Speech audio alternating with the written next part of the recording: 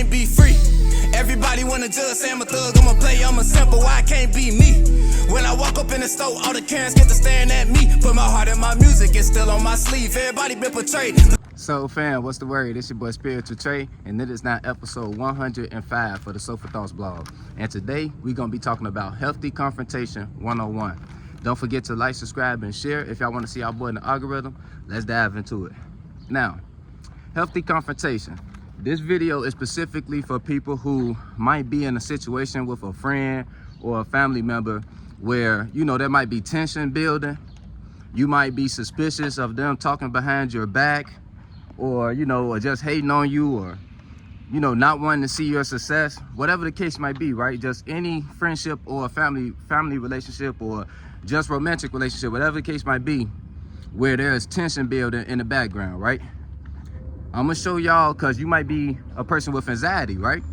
Like, you might want to address these issues, but because of your anxiety, you know, you haven't done it yet, right?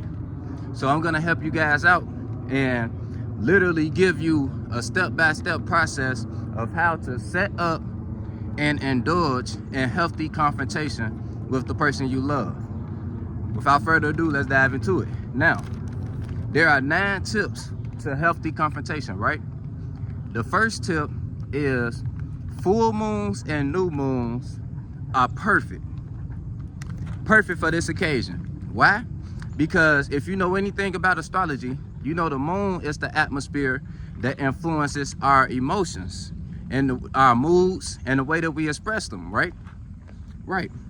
So on full moons and new moons, well, I'm gonna break them down one by one. So on full moons, what tends to happen is a lot of emotions that were under the surface while the moon was building up to a full moon, while it was waxing into a full moon.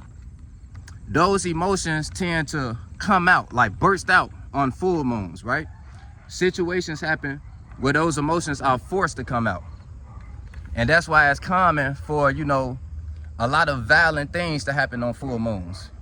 You feel me? Because a lot of secrets get exposed on full moons. And on new moons, a lot of new emotions surface. A lot of new emotions and new revelations start to surface and shit like that.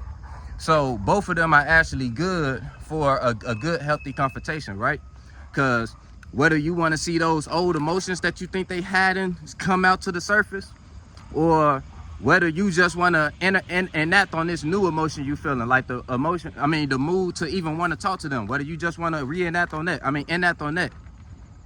Whatever the case might be, full moons and new moons are perfect for healthy confrontations, okay? And non-healthy ones too. But yeah, so that's tip number 1. Tip number 2 is to set up a peaceful environment. You don't want to get into it with your friend, right? Or your person you love, right? You just want to, you know, get things clear and bring emotions to the forefront, right?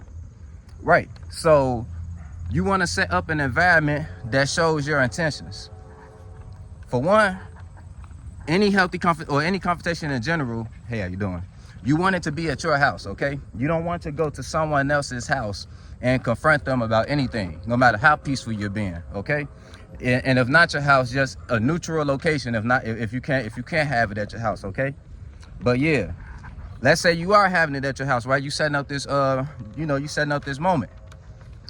You need to clean your house, thoroughly clean it, and just, you know, maybe you can light some candles, get it smelling good in there. Just set up a nice, calm, and peaceful environment, right? So that involves cleaning and nice smelling candles and whatever else you do to make your house inviting to people, right? Right. So that's tip number 2. Tip number 3 is to meditate before they arrive. Why? Because you want to be in a clear space. You want to express your emotions from a clear space. You don't want to be in a flux of emotion while expressing it, because that's how things come out wrong. Things come out the way you didn't intend them to, right? And then a peaceful conversation can turn into, you know, a fight. You feel me? So you want to be in a meditative space so all your thoughts can come through clearly and calmly. You feel me? Now that's tip number 3. Tip number 4 is to shadow work the situation before they arrive. Literally directly after you're done meditating, it is the perfect time to shadow work over anything. So you're going to shadow work over this situation. And what you're specifically trying to find is your faults in the situation, if you haven't found them anyway.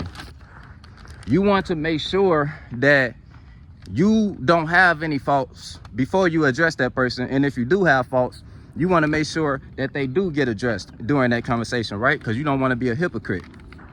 Right, so you want to shadow work over the situation from an unbiased perspective and come to a conclusion on what you did to play a hand and you guys' connection get into this space.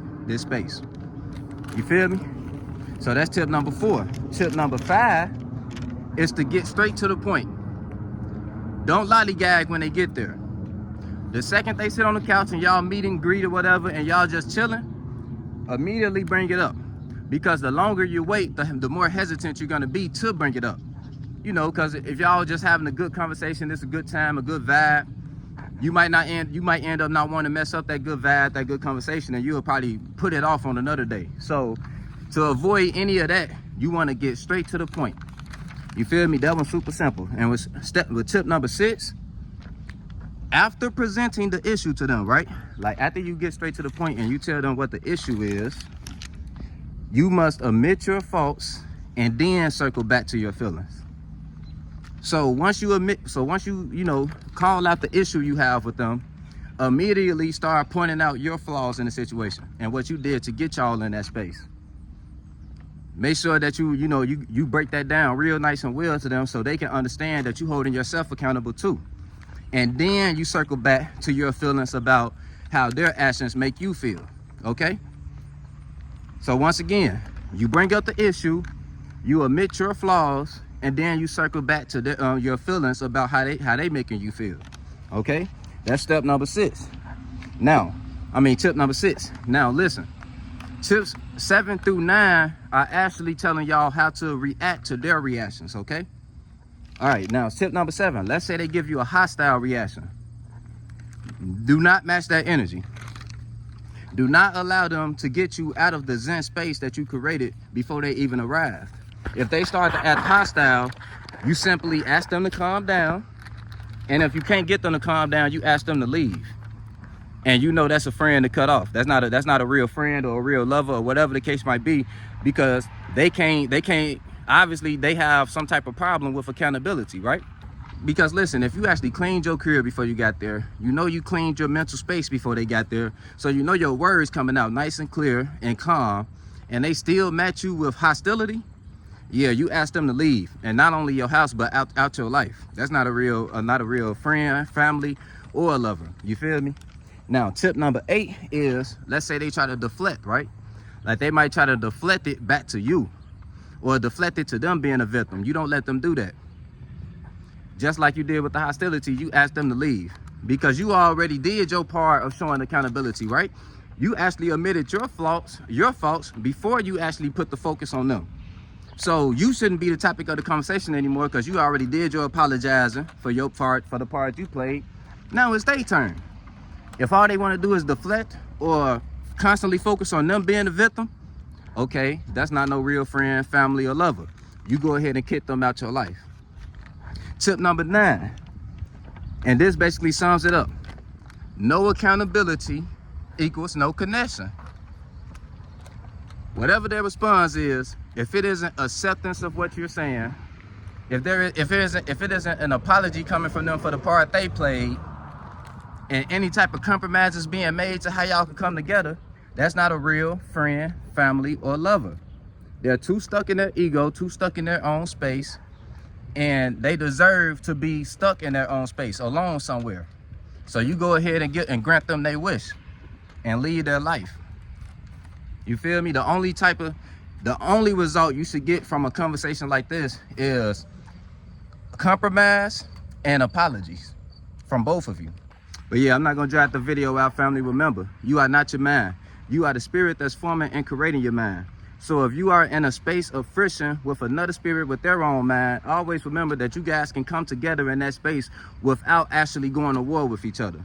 You guys can come together with a simple, well thought out conversation full of intent. Once again, you guys could always come together with a simple, well thought out conversation full of intent. You set your intentions before they get there. You set the environment up to align with your intentions. And then you put yourself in a clear space so you can express your intentions from a clear perspective. And if they can't accept that, obviously they're not in a clear enough space for you two to connect anyway. They're too lost in their own darkness. You feel me? It's your boy Spiritual Trey signing out. Love you, family. On the beat, start preaching. Feel no evil, see no evil, but peep it. I don't aim for the stars, I want leeches. And a snake spawn, I'ma kill the whole species. Rest in peace to all the peaceful preaching. The youngest wildin', but they say they evil, that's kinda reaching. Who really controlling the way you thinking? Find the truth.